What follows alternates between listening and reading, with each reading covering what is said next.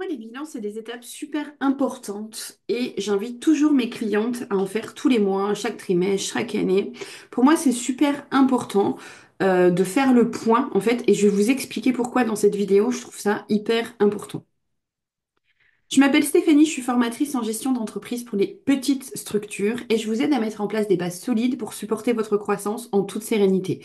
Process, relation client, mindset, organisation, je vous partage mes compétences et mes connaissances au travers de cette chaîne et de mes contenus. N'hésitez pas à vous abonner à la chaîne et à liker la vidéo pour me dire ce que vous aimez, ce que vous n'aimez pas. Moi, j'aime bien savoir en fonction des likes et que ça me donne une idée en fait de ce que vous aimez, ce que vous n'aimez pas. Pourquoi faire un bilan? La première chose à faire, c'est mesurer le chemin parcouru.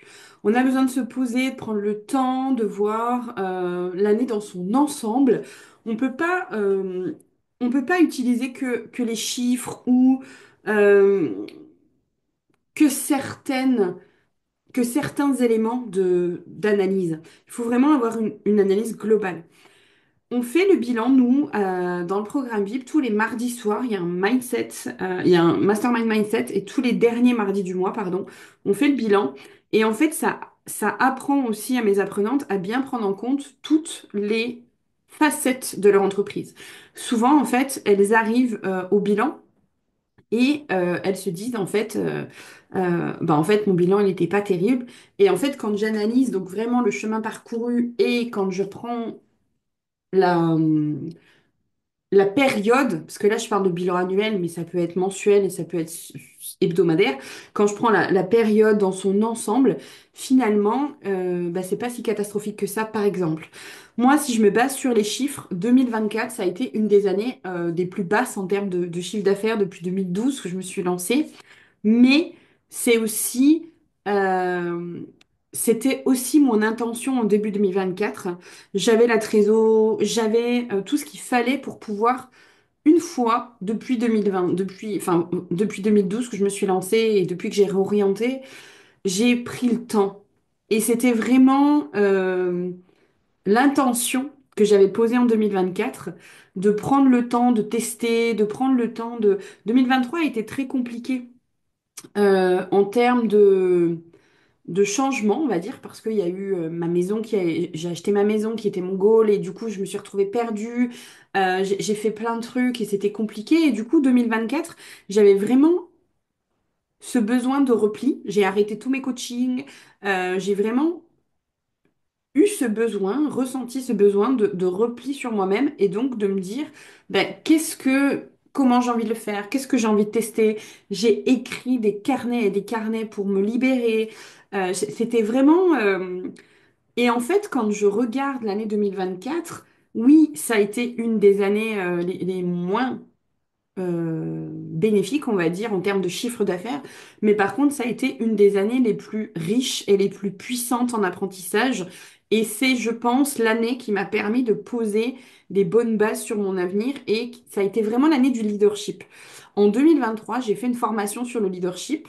Il m'a fallu du temps pour comprendre, il m'a fallu du temps pour implémenter ce que j'avais appris dans cette formation. J'ai fait trois événements, deux événements, pardon, deux événements en réel pour aller aussi, euh, bah, ça allait dans la formation, donc ça faisait vraiment partie de prendre son leadership. Et je pense que ça a été vraiment la finalité de cette formation en 2024. Ça a été vraiment l'année où la décision, les choix, euh, le respect de ce que je voulais, apprendre à dire non pour la première fois depuis 2012. J'ai décidé de ne absolument pas travailler entre le 23 décembre et le 5 janvier pour toute autre personne que moi. Donc j'ai stoppé toutes les formations, j'ai stoppé tous les coachings, etc. D'habitude, je fais toujours des petites séances entre Noël et Nouvel An avec mes clientes parce que j'adore ça, etc. J'adore toujours ça et je fais toujours... euh, on va le faire différemment, mais j'ai ressenti cette année le besoin de couper complet pendant ces 15 jours. Je vais couper complet pendant ces 15 jours. J'aurais été incapable de le faire il y a encore quelques temps parce que bah, il y aurait eu peur, les doutes, etc. J'avais besoin, etc. Donc c'est vraiment euh, mesurer le chemin parcouru, c'est pas que avec du factuel comme du chiffre d'affaires. Ça peut être beaucoup, beaucoup, beaucoup d'autres choses. Ensuite, le bilan, deuxième chose, il va vous permettre de prendre le temps de remercier et de revenir sur les gros moments de l'année.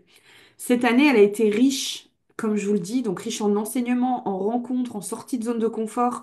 J'ai énormément de gratitude pour toutes les personnes qui ont contribué à me faire grandir. J'ai vécu des moments incroyables avec mes clientes qui sont venues passer un week-end à la maison, le week-end Spark. Il y a vraiment eu des nouvelles opportunités. Il y a vraiment eu des gros, ça faisait longtemps que j'avais pas vécu ça, où il y a eu vraiment des gros trucs cette année 2024 et ça a été vraiment, ben, je prendre le temps de remercier, prendre le temps d'apprécier aussi. Et souvent, ce que je faisais jamais avant, ou en tout cas pas comme ça, mais souvent je me pose, je m'assois et je me dis, t'as réussi à créer la vie que tu voulais, t'es dans ton élément, tout est en place. Et ça, c'est juste génial de pouvoir se dire ça, donc gratitude pour ça. Le bilan, c'est aussi le temps d'analyser ses erreurs et grandir. Et comme je vous le dis, des erreurs qui, pour moi, sont plutôt des apprentissages que des erreurs, mais j'en ai fait tellement en année 2024 parce que je me suis laissé la liberté d'oser. Forcément, ça entraîne des flops. Forcément, ça entraîne des trucs qui fonctionnent pas. Forcément, et c'est complètement OK pour moi. Enfin, il n'y a aucun problème par rapport à ça.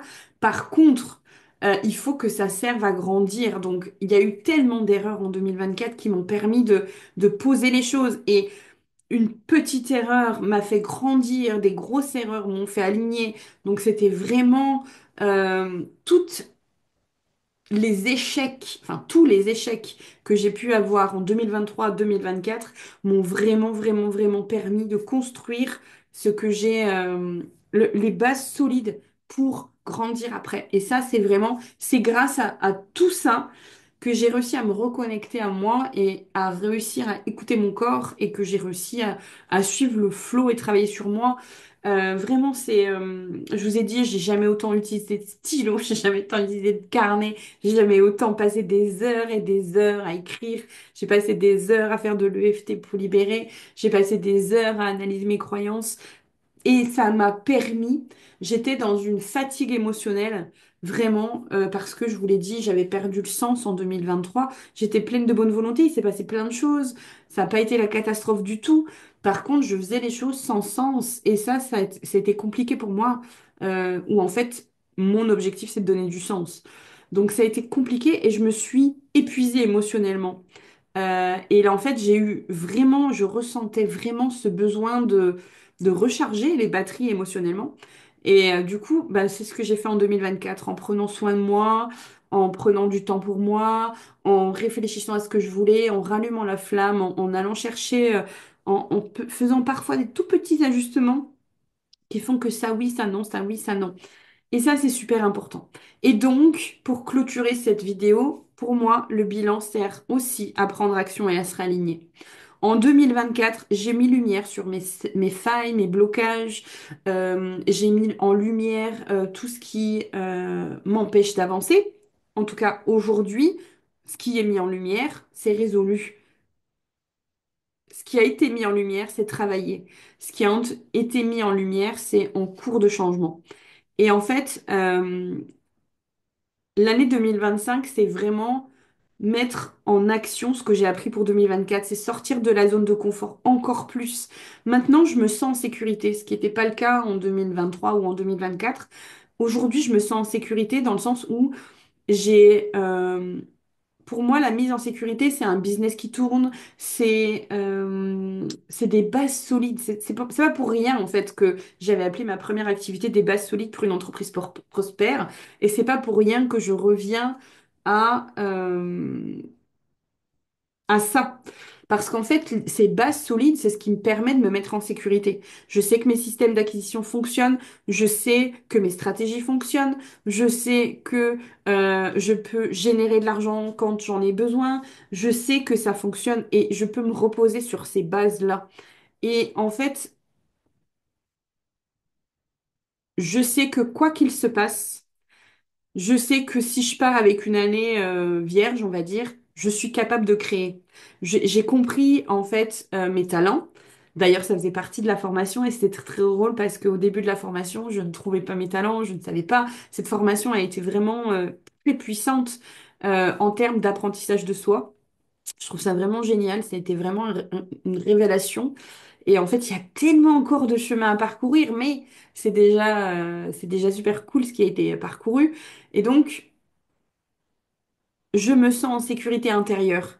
Et ça, le fait de me sentir en sécurité intérieure, c'est comme s'il y avait ma petite fille intérieure qui saute partout et qui a envie de tout tester et qui a envie de partir et qui a confiance en fait en ses actions. Et même si elle se trompe, c'est pas grave parce que c'est un peu comme quand on est petit et qu'on essaye de marcher en fait. À un moment, on y arrive forcément. Et en fait, c'est un peu ça qui se passe aujourd'hui. 2025, ça sera vraiment l'année du lâcher-prise. Ça sera vraiment l'année de saisir les opportunités. Ça sera vraiment l'année de fais confiance à l'univers, go with the flow. Euh, Mes bases solides sont là. Et en fait, c'est ces bases solides que je vais travailler, que je vais continuer à avoir, mais je lâche le contrôle, par exemple. Je lâche le contrôle de chiffre d'affaires, je lâche complètement le contrôle. Et ça, c'est une de mes plus grandes peurs que j'ai dû travailler. C'est le contrôle de tout. En fait, j'étais une hyper contrôlante.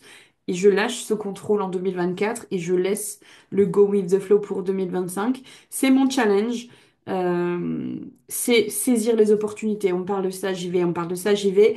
Du moment où c'est un grand oui, du moment où ça vibre avec moi, du moment où ça va dans le sens de mon objectif principal de 2025, du moment où ça me fait plaisir et du moment où ça m'apporte de la vibration positive, du moment où ça me nourrit et du moment où ça me fait grandir, c'est oui. Tout ce qui me fait pas grandir, tout ce qui est lourd, tout ce qui est pas grand oui est un non. Ça, c'est un peu l'idée que je vais en avoir en 2025 et en tout cas, c'est ça que j'ai envie de faire. Voici pourquoi c'est important de faire ces bilans parce que sur le papier, l'année 2024 a été une de mes pires années en termes de chiffre d'affaires. Et pourtant, et pourtant, je pense que c'est l'année de la propulsion. C'est l'année qui va me permettre de, de kiffer, en fait. Et moi, j'ai un élément déclencheur qui n'est pas l'argent. Et c'est aussi la grosse confrontation que j'ai eue en 2024 de me rendre compte qu'en fait, courir après un chiffre d'affaires n'était pas du tout ce que je voulais. Moi, ce que je veux, c'est courir après le bien-être, être bien, le kiff. Il y a eu une distorsion sur ça et je pense que ça a été le moment de cassure où tout a pris du sens. Et en fait, se reconnecter à oui, je peux atteindre mes objectifs, mais en kiffant, bah, c'est ça en fait la grosse prise de conscience, j'ai envie de dire, de 2024 et qui va me permettre d'aller de l'avant en 2025. Donc, pensez vraiment à faire des bilans. Si vous avez envie de faire un bilan, je vous partage en commentaire un document, un outil qui va vous permettre de faire votre plan à 5 ans. Donc, on part du bilan et ensuite on fait le plan à 5 ans et vous découlez sur un plan d'action à 90 jours. C'est juste une pépite ce truc. Donc, franchement, dans le commentaire, je vous mets le lien pour le télécharger directement. Je vous souhaite une belle journée. Je vous dis à bientôt dans une prochaine vidéo.